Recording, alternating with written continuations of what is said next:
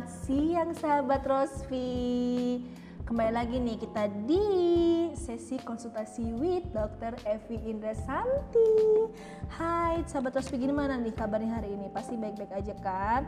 Atau hari ini lagi ada yang nyetir mobil atau lagi mau hati-hati pulang ya. kantor? Oh hati-hati ya dok ya. Nanti ketawa-ketawa sendiri. Iya. Nah, Apalagi dengar saya dok. Langsung mau ngande-ngande, ya ampun Mbak Nisa cantik sekali gitu. Oke dokter, ini sebelum sahabat Rosvi ini sering dengar nggak teman-teman paling nggak bisa membedakan antara muntahan GERD dengan muntahan morning sickness. Nah ini paling penting karena apa? Karena biasanya tuh wanita-wanita yang sensitif terhadap morning sickness, gitu ya, biasanya mengira itu adalah muntahan GERD. Gitu. Oh gitu. Iya dok, jadi agak sedikit apa ya, mereka tidak bisa membedakan antara muntah karena mah, ya muntah karena mah dengan muntah karena morning sickness gitu. Nah untuk itu kita akan sesi konsultasi dengan Dr. Evi Indrasanti. Ya, selamat siang Dr. Evi, selamat datang kembali ke Iya, dokter datang sini. lagi di ruangan yang cantik ini. Iya. Cantik Bukan ya, cantik gitu. dok, Apa? kecil. Oke dokter, ini nih kita tuh sering banget nih, mungkin dokter sering mendapatkan pasien nggak sih dok tentang masalah, aduh dok saya mah, taunya dia hamil, karena dia tidak bisa membedakan antara namanya morning sickness dengan muntahan GERD gitu ya dok ya. Ya banyak banget sih sebetulnya kan yang namanya muntah itu kadang orang bilang sakit mah gitu. Jadi rupa-rupanya masyarakat kita tuh sering mendiagnosa dirinya sendiri. Ah betul, kayak saya kemarin dok sakit. Mendiagnosa dirinya sendiri Betul. gitu. Sehingga Saya dia tuh percaya dok. terus nanti obatnya pun dia mengobati. Asal aja. Tanya temennya, Iya. kalau saya dulu kayak gitu saya obati ini, kalau saya dulu Betul. gitu. Jadi obatnya menurut tetangga, menurut temen gitu. Itu kayak saya dokter. Sama gitu. Ini pengakuan ya. Pengakuan pribadi Pendengar, saya iya, gitu. pengakuan gitu. Sebenarnya gini dok, kita tahu ya GERD itu kan adalah mah ya, tapi mah akut ya dok ya kalau kita bilang ya. Jadi gini, Atau gimana dok? tepatnya gini. Jadi GERD itu kan adalah reflux ya. Reflux gastroesophageal reflux. Jadi di dalam perut kita, di dalam Iya. lambung kita itu kan memang diproduksi asam lambung. Iya, Nah, betul, asam betul. lambung ini kasihan nih jadikan kambing hitam mulu nih. Oh kenapa Gitu. dokter? Ya, kan orang itu kalau sakit perut ini asam lambung sih gitu. Kasihan sih asam lambung gitu. Dia nggak salah gitu kan. Menjadi domba. Jadi domba hitam gitu. Iya. Nah sebenarnya asam lambung itu berguna banget gitu. Jadi kalau kita makan, makanan masuk ke dalam lambung, Iya. itu dikeluarkan asam lambung untuk membantu pencernaan. Pencernaannya gitu. sehingga akhirnya jadi halus. Nanti akan gitu tercerna, ya, dok. kemudian dicampur dengan beberapa Enzim, dok. gitu ya. Cuma pada beberapa orang ini produksi asam lambungnya itu menjadi berlebih gitu. Itu kalau boleh tahu kerjanya karena apa dok? Penyebabnya karena apa? Karena mungkin anak kuliahan yang Sebetulnya jarang sih makan? kalau itu hanya pemicu aja Oh, ya. pemicu Jadi aja. penyebabnya tuh mayoritas karena stresor yang tidak terkelola dengan baik. Oke, baik Makanya, sahabat. makanya kenapa ini? Kenapa, yang dok? sakit mah itu hampir 90% perempuan. Karena perempuan tuh baperan. Saya gitu. merasakan dokter.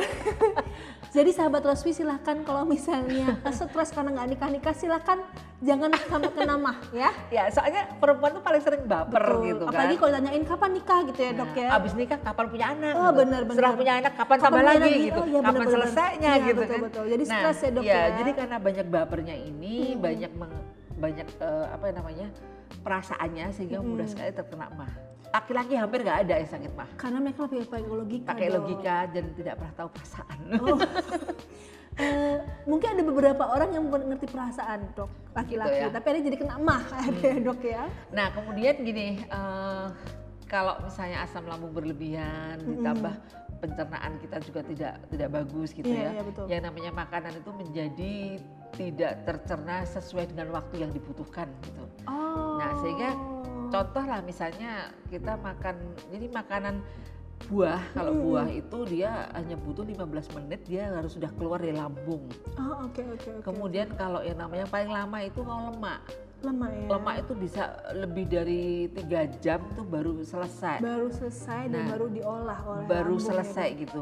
Tapi ada beberapa orang yang produksi asam lambungnya berlebihan, kemudian pencernaan tidak sempurna sehingga yang namanya makanan tertahan lama di lambung kan. Oh. Kalau tertahan lama dia menghasilkan gas, jadi kayak semacam pembusukan lah gitu. Iya, iya, iya. Dia mengeluarkan gas dan gas ini kalau terlalu banyak ilmu fisika dong, mesti dia Sendawa. cari tempat keluar gitu kan. Iya.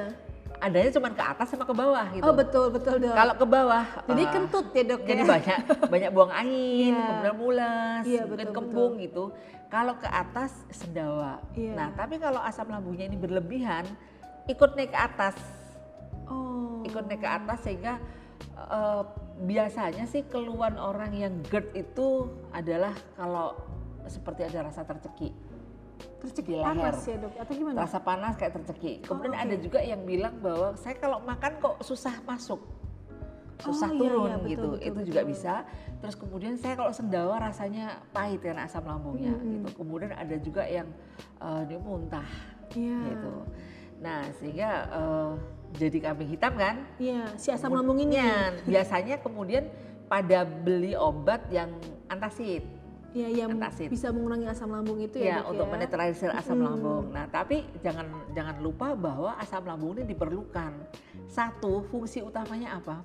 Dia membunuh bakteri dan kuman yang masuk ke dalam perut yang melalui saluran Betul. pencernaan. Oh oke. Jadi kalau pH-nya itu naik akibat antacid tadi yang berlebihan, nanti bakteri menjadi tidak mati. Oh. Gitu. Jadi ini berguna, disayang lah ya namanya. Iya. Itu asam berarti kayak lambung. Miss V yang kayak podcast Iya, sebelumnya dok ya. benar, Berarti gitu. lambung itu seperti sensitif juga kayak Miss V ya dok ya kalau saya lihat. Sensitif juga gitu. Iya oke. Nah kemudian beberapa orang kayak muntah. Nah Iya. muntahnya ini biasanya karena berhubungan dengan makanan biasanya. Oh. Jadi kalau GERD itu muntahnya berhubungan dengan makanan. Juga makanan. Setelah makan atau pas karena perut kosong kayak gitu. Kosong. Tapi sebenarnya kalau untuk anak ini saya merasakan seperti anak mahasiswa ya dok ya. Itu biasanya kalau anak muda zaman sekarang itu kebanyakan mereka kena asam lambung karena tidak makan di hari tua. Memang dari tua. Itu ngaruh nggak sih dok? Sebenarnya kalau nggak kita bukan apa ya, saya harusnya tiga kali Di tanggal sehari tua makan. maksudnya kan? Iya di tanggal tua. Nggak punya uang gitu. Iya nggak punya uang. Ya saya juga merasakan sih dok. Jam gaduh, nah 3 kali sehari tapi mereka cuma memotong jadi 2 hari sekali. Itu is Sebenarnya okay 2 nggak? kali nggak masalah sih. Oh, nggak Dua masalah kali itu nggak berarti. masalah gitu. Oh, Bahkan oke. beberapa orang yang itu adalah yang namanya suku di Himalaya sana ya. Iya. Kenapa usianya panjang-panjang? Karena memang makannya cuma 2 kali sehari. Oh, Karena semakin oke. banyak makan semakin berkurang usia kita sebenarnya Oh, gitu kan. oke. 2 kali nggak apa-apa, tapi yang penting itu keteraturan.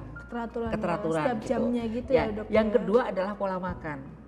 Hampir semua anak sekarang ini nggak ada yang doyan sayur sayur. sama buah ya dok Bener, ya, mereka betul lebih ya. seneng yang geprek-geprek lah dan segala macam. Iya, Nah, apalagi yang zaman sekarang lagi ngetren gitu ya dok ya, apa isoles apa ini apa iya, gitu ya, nah Dok itu ya. sebetulnya kan bukan makanan sahabat badan sebetulnya gitu. Berarti itu harus kembali makan ke zaman dulu ya dok ya. Iya, zaman zaman orang tua nenek-nenek dulu dulu gitu.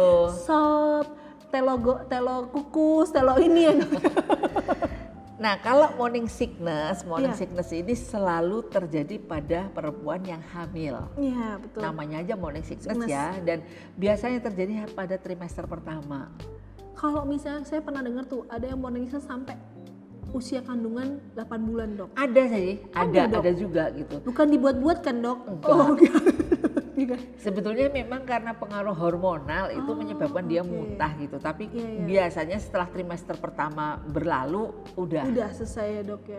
Nah itu sebenarnya kalau dari apa ya penyebab adanya morning sickness itu apa dok? Kecuali kehamilan misalnya ada pemicu wangi atau apa gitu. Beda-beda. Oh, beda-beda Jadi setiap pemicu wangi bisa atau pemicu ya biasanya sih aroma. Aroma ya. Karena kan kalau ada aroma masuk ke dalam lewat hidung kita, kemudian disalurkan ke otak, nah itu mempengaruhi otak juga gitu. Berarti Sama, sebenarnya kan ada kayak aromaterapi gitu ya. Jadi Iya. kalau kita di dekatnya orang yang wangi, rasanya enak, enak, segar nyaman, gitu. gitu ya dok ya. Oh berarti sebenarnya orang morning sickness itu bukan sebuah hal yang kau atau orang bilang buat-buat nih kamu nih morning sickness enggak ya dok enggak. ya. Itu memang Berarti memang benar ya. benar adanya. Cuma kalau Cuman ngidam kalau itu- ngidam tuh beda. Oh, kenapa dok itu? Ngerjain suaminya ya? Jadi ngidam itu sebenarnya lebih banyak ke psikologis karena dia ingin diperhatikan Sama gitu. suaminya gitu ya. Sama Berarti orang-orang sebenarnya tuh lingkungannya. kata orang hamil ini bawaan bayi gitu. Itu bohong ya dok ya. Karena hanya sugesti kan. Jadi kalau kita hamil, kita tersugesti bahwa orang hamil tuh pasti ngidam. Ya kita jadi kayak ngidam bener. Tapi kalau enggak juga. Nggak ngidam ya Enggak. dok ya. Berarti ini diadu domba ya anaknya ya akhirnya. Ini gara-gara bawaan bayi gitu ya dok Anaknya ya. gitu. Kalau pengen ngelus-ngelus kepalanya siapa gitu kan susah gitu kan. Oh iya betul, apa minta berlian tuh pusing lagi bu. Ya, Pusing lagi dok kayak tapi itu. Dok. kalau misalnya orang hamil seneng kayak rujak, kayak kecut-kecut, itu masih wajar. Oh, Karena oke. apa? Ternyata Hormonal? yang kecut-kecut, yang kayak rujak dan lain-lain itu dia mengurangi mual. Oh, Itu oke, mengurangi oke, mual. Dok. Berarti itu karena hormonal juga ya? Atau Iya. karena hanya Enggak, apa, karena dia otak, stimulasi otak? dengan makan rujak lotes kayak Iya, gitu, heeh. dia memang mengurangi mual gitu. Jadi Oh, memang oke, oke. dia lebih merasa seger. Lebih enak ya, Lebih enak terus gitu. jadi nggak morning sickness gitu ya doknya. Nah, ini saya juga mau tahu nih dok, sebenarnya muntahan morning sickness itu seperti apa? Apakah hanya cairan saja atau Enggak juga. makanan juga? Oh nggak juga Tidak dok? ada bedanya sih ya. Jadi kalau Oh. kalau apa yang dimakan di dalam perut tuh masih ada sisa makanan ya dia Iya, keluar. keluar gitu. semua, Tapi Dok. kalau misalnya udah nggak ada sama sekali, ya lama-lama hanya Cuma cairan aja ya, Dok, asam ya? lambungnya atau kadang-kadang juga malah nggak ada apa-apa kayak Oh gitu. gitu. That's why kenapa orang hamil tuh capek banget kok untuk muntah-muntah terus ya dok ya? Ya, Karena ada kalau itu disebut hyperemesis gravidarum. itu artinya apa ya dok ya? Itu artinya adalah dia muntah berlebihan di saat hamil. Oh oke. Tapi itu bahaya nggak sih dok sebenarnya untuk muntah berlebihan? Kalau Misalnya? bahaya sih enggak, asal oke. tidak terjadi dehidrasi. Jadi yang Oh. berbahaya itu karena dehidrasi. Kayak diare dan lain-lain sebenarnya sih kalau selama dehidrasinya tidak terjadi dengan pengobatan dia oke aman aja gitu. Oh gitu. Berarti kalau misalnya dia dehidrasi akan lebih baik langsung ke rumah sakit ya dok ya untuk Kalau misalnya dia muntah masih bisa minum ya katakanlah itu aman. tapi kok nggak bisa minum dok? Kalau Berarti minum harus- aja udah muntah, nah ini kan pasti harus ke ditakutkan dokter. dehidrasi. Oh oke. Dan itu kenapa wanita tuh selalu diagungkan nomor 1 ya dok ya? Karena kalau menurut saya itu adalah sebuah muntah aja, maksudnya hamil aja belum ada jalinan, jadinya Nah, ada nih dok, tapi belum gede gini kan. Morning sickness udah Udah segitunya. nggak enak bener. Nggak enak kayaknya Nanti ya. tambah usia kehamilan, Tambah perutnya ini tambah ya. gede gitu kan. Apalagi Nanti katanya setelah orang-orang- 8-9 bulan tidur tengkurap nggak bisa, gitu susah kan. Iya, harus miring kiri Harus ya dok miring. ya. Aduh, pegel banget sumpah tuh saya bayangin ntar. Terus ini dok, kalau misalnya untuk morning sickness itu ada jamnya nggak dok? Misalnya harus setiap pagi, siang, malam gitu dok? Atau Enggak. bebas dari pagi sampai malam gitu dok? Enggak, Nggak ada ya? nggak ada jamnya. Meskipun beberapa ibu-ibu itu pada pagi hari, jadi ketika kemudian kan biasanya kan tidur semalam gitu ya, Iya, iya, perutnya iya. kosong, udah pagi-pagi asam lambungnya mungkin juga sudah terproduksi, tambah perubahan hormonal, sehingga kadang-kadang pagi-pagi dia muntah-muntahnya. Tapi nanti agak siang sedikit, mungkin agak membaik Udah sedikit. agak membaik, Iya, siang, tapi sore sebenarnya sih membaik. tidak ada harus pagi atau jam Oke, berapa oke. enggak sih. Oh Bisa gitu. anytime. Terus kalau ini nih katanya mitos-mitos sih dok, saya nggak tahu benar apa enggak ya. Mudah-mudahan ini suami saya nggak kayak gitu. Saya udah pusing dok. Ini saya bayangin kalau misalnya Ini ngebayangin ini ya kayaknya karena ya. gini dok, Anissa ya? teman-teman saya kan kebetulan udah hamil semua ya dok ya. Cuma saya yang belum oke. hamil karena saya baru nikah kebetulan ya. Telat nikahnya saya ini kebetulan. Jadi saya mau ngomong nih dok, kalau mau apa? Ini bener nggak mitosnya kalau misalnya laki-laki itu juga bisa ngidam dan bisa morning sickness?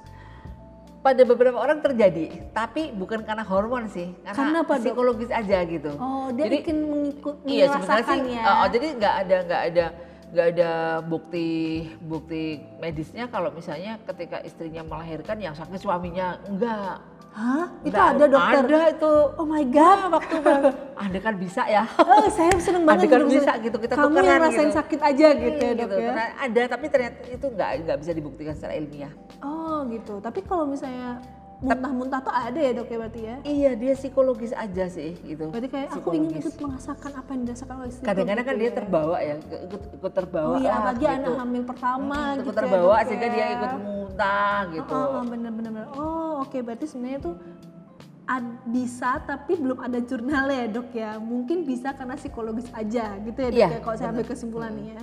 Oke. Tuh sahabat Rospi, kalau pengen suaminya ikut muntah-muntah silahkan ngidam dan ngomong ke suaminya. Ternyata suaminya muntahnya karena disuruh nyari apa gitu ya, nggak ketemu jadi dia mau sampai muntah gitu kan. Jadi ini dok, istilahnya kita sering ini kalau masa morning sickness ya, ini kan berkaitan dengan masa kehamilan ya dok ya. Nah ini kalau untuk perempuan yang mohon maaf, kita sering banget tahu perempuan tuh susah banget, ada yang susah hamil, ada yang gampang hamil. Nah gitu ya dok ya. Nah kalau untuk wanita yang susah hamil itu biasa dikarenakan apa dok kalau boleh tahu? Ya sebetulnya kalau kita bicara sulit hamil itu memang yang pertama dilakukan ya kalau gitu pasti ditanyain dulu Kan yang disebut susah hamil tuh kalau udah menikah melakukan hubungan seksual secara teratur dalam setahun tapi belum juga hamil. Iya. Jadi ada batasannya. Tapi Ada kalau baru batasannya, 6 Dok, bulan sih nggak, jangan Jangan dibilang lebay ya dok ya. jangan dibilang susah hamil gitu. Oke. Nah biasanya masalah utama perempuan dulu yang dicari-cari itu. Iya, Kamu periksa betul. dulu gitu. Tapi kan. laki-laki nggak diperiksa ya dok ya? Iya, nanti biasanya gitu. Sebel Nah, deh. apa ya, yang paling sering menyebabkan sulit hamil itu satu, memang siklus menstruasi tidak teratur. Oh oke. Gitu. Siklus menstruasi tidak teratur sehingga kita mau menentukan masa suburnya juga Bingung, susah, ya, udah Dok, bingung. ya. Nah, biasanya kalau untuk orang-orang yang kayak gini, itu dia harus mencatat paling enggak 6 bulan. 6 bulan Sebelum. itu, dalam 6 bulan itu siklusnya dia menstruasi tanggal berapa dulu gitu. Oke. Nanti baru kalau ke dokter, nanti Ngambil akan, oh iya berarti kamu berarti masa suburnya itu tanggal sekian pada tanggal tanggal sekian sekian, gitu, gitu ya. ya. Nah, sebenarnya kalau kita misalnya untuk siklus menstruasi teratur nih dok, menghitung masa subur yang tepat tuh seperti apa? Nah ini paling istilahnya kan kita biasa pakai kalender nih dok. Kalau yang untuk program Iya. hamil ya dok ya, itu biasanya untuk menghitung masa siklus yang benar dan baik itu seperti apa dok? Nah kalau kalau siklus menstruasi teratur, Iya. ya menstruasi teratur artinya kalau misalnya 28 hari ya dia akan ada maju sekitar 2-3 hari dan terus-terusan sama seperti itu. Itu kita gampang menghitung masa subur, yaitu 14 ovulasi terjadi 14 hari sebelum menstruasi berikutnya. Kan itu bisa dikira-kira Iya, gitu kan. betul. Jadi nanti saya bulan depan itu kapan yang mau menstruasi berarti 14 hari sebelum saya menstruasi itulah masa ovulasi kayak gitu. Nah, kalau udah masa ovulasi itu berarti 1 hari ke depan, 1 hari ke belakang lah itu adalah masa subur. Masa yang paling subur lah kayak gitu. Iya. Baik sahabat Roswi, silakan keluarkan kalender Anda. Tuliskan kapan terakhir menstruasi dan selesai menstruasi. Gitu ya, Dok, Iya, pertama kali menstruasi yang paling sering itu. paling sering ya dok ya. Oke. Tapi biasanya gini dok, kalau misalnya kita susah hamil itu biasanya disalahkan perempuannya, betul ya dok ya? Kebanyakan sih iya. Iya.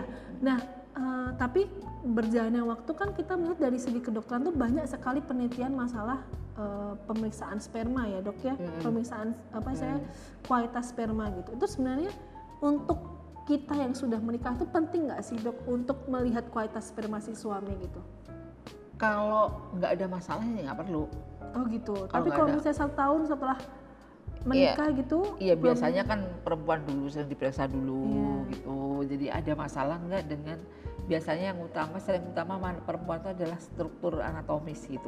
Jadi kadang-kadang ada tuba yang tersumbat sehingga telur nggak bisa lewat seperti itu bisa. Kemudian ada lagi yang sering menyebabkan sulit hamil tuh misalnya endometriosis. Penebalan dinding rahim Ya. ya dok ya? Jadi penebaran dinding rahim sebetulnya kalau lebih tepatnya endometriosis itu adalah tumbuhnya lapisan endometrium di luar rahim, kayak gitu. Nah ini banyak terjadi atau gejala yang sering muncul adalah ketika menstruasi itu rasa sakitnya luar biasa. Nggak bisa sampai beraktivitas Iya, gitu, sampai ya? kayak itu salah satunya karena endometriosis gitu. Oh, Dan itu gitu. memang harus diperiksa. Berarti kalau saya lihat tuh kan rahim tuh kayak kepala banteng ya dok ya? Ada tanduknya. Kepala banteng. Saya ngerti kepala banteng dok, karena ada Iya. tanduknya gitu. Nah, berarti kalau penebalan dinding rahim itu endometriosis itu adalah dia darahnya itu bisa sampai di tuba falopi, di tanduknya si kepala banteng itu gitu-gitu ya dok ya? Iya, bisa di Oh, situ. oke, Jadi oke. di luar rahimnya. Jadi kalau rahim itu kan kayak segitiga gitu bentuknya ya. Memang itu adalah lapisan endometrium tapi bisa tumbuh di mana aja gitu. Oh, gitu. Bisa tumbuh di mana ya, di tubanya, bisa tumbuh di hidung telurnya, bahkan bisa tumbuh juga di usus. Pokoknya di dalam organ wanita ya, organ wanita itu bisa semua ditumbuhi seperti Karena itu. pada saat menstruasi itu kan rahim itu berkontraksi ya dok ya, jadi makanya sebenarnya kalau nggak kena endometriosis nggak merasakan sakit ya Iya, dok tapi ya. karena ada di mana-mana tadi, jadi nggak, Jadi dia lebih mengikuti siklus menstruasi. Jadi kalau sakit dia ikut sakit aja gitu. Oh gitu. Makanya sakitnya biasanya berlebihan. Oke baik sahabat Rospi, sudah mendengar dokter Evi bilang bahwa kalau Anda merasakan sakit luar biasa ketika menstruasi ya dok ya, perlu diperiksakan berarti ya dok ya. Atau Kayaknya- hanya dengan minum Rosvi saja dok? Nah, tadi kan kita kembali lagi ke swamedikasi kan. Iya. Nah, jadi sebelum ke dokter itu kita bisa mencoba untuk mengobati dulu lah. Misalnya tadi dengan Rosvi ya. Rosvi ini kebetulan tadi herbal sahabat perempuan gitu ya. Dan kompleks ya, Dok, ya. komposisinya udah Komposisi kompleks bagus kayak banget. gitu. Bahkan dia ada apa ya? Ada efek untuk relaxing. Iya. Efek relaxing itu kenapa saya bilang sebenarnya pada waktu menstruasi pun diminum tidak berbahaya sebenarnya. Oh, Gitu oke. sebenarnya ya, karena aman kan, jadi nggak ada yang dia membahayakan gitu. Tapi kalau misalnya selama menstruasi jangan diminum, ada baiknya juga itu kan masa jeda kita istirahat tuh minum herbal gitu ya. Oh, oke. Ya, tapi kalau misalnya sebelum menstruasi minum Rosvi, saya rasa itu akan sangat membantu karena efeknya ada yang dia bisa relaxing ototnya. Mengurangi rasa sakitnya itu ya dok ya. Berarti sebenarnya kalau punya endometriosis akan lebih baik juga mengonsumsi Rosvi Bisa, gitu ya, karena Dok, ya? endometriosis kan salah satunya juga karena ketidakseimbangan hormon juga kan. Iya, betul. Dan kebetulan memang di Rosvi ini dia mengandung komponen yang dia bersifat seperti fitoestrogen gitu. Kalau misalnya kalau kena endometriosis itu maksudnya untuk penambahan di rahim itu kita konsumsi Rosvi berapa kali sehari dok? 2. Dua aja? Iya, dua aja. Pagi dan malam gitu Iya. ya dok ya? Dengan dosis tertentu yang tersedia di box gitu ya dok ya? Dan itu dikonsumsi secara teratur berarti ya dok ya? Secara teratur, dan ingat bahwa yang namanya herbal itu kan beda dengan obat kimia ya. Kalau Iya, obat betul. kimia itu kan efeknya segera gitu Iya, misalnya. Tapi kalau yang namanya herbal tuh efeknya tidak bisa segera, tapi dia maintenance-nya bagus gitu. Jadi minum ya jangan hanya baru minum 2-3 hari bilang nggak ada efeknya sama sekali gitu. Jadi silahkan minum habis 1 box dulu. Nanti kalau dia rasakan sendiri kalau misalnya oh udah mulai agak membaik, tambah 1 box lagi gitu. Dan saya rasa ini kan suplemen yang bisa diminum dalam jangka lama juga.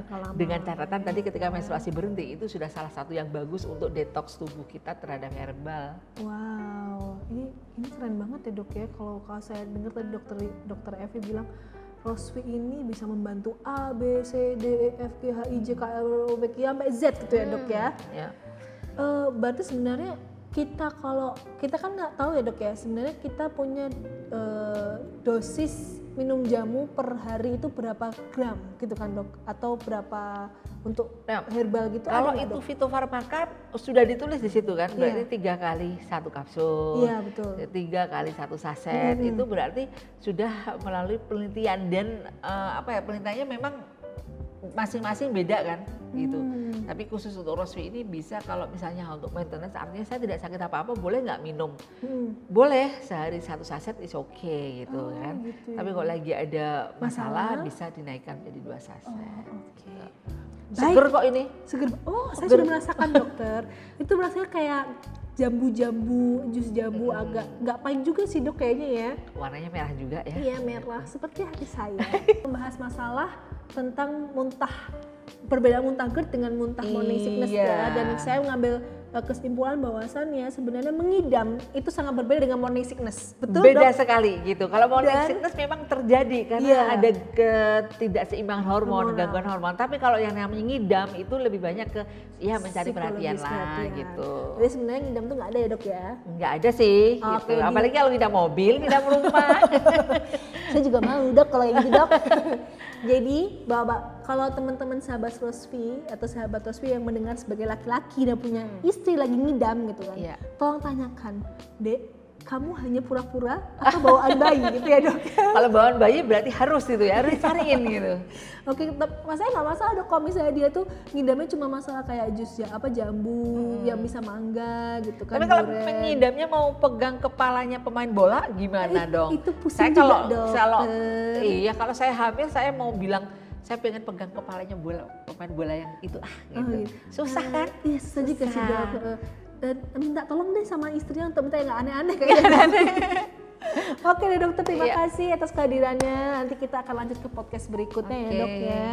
Karena kayaknya nih kalau podcast berikutnya kayaknya sedikit agak tentang masalah apa ya nih dok?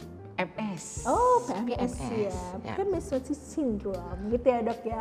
Oke dok, terima kasih atas kehadirannya. Sampai ketemu lagi di podcast selanjutnya. Oke, terima kasih sahabat Rosvi.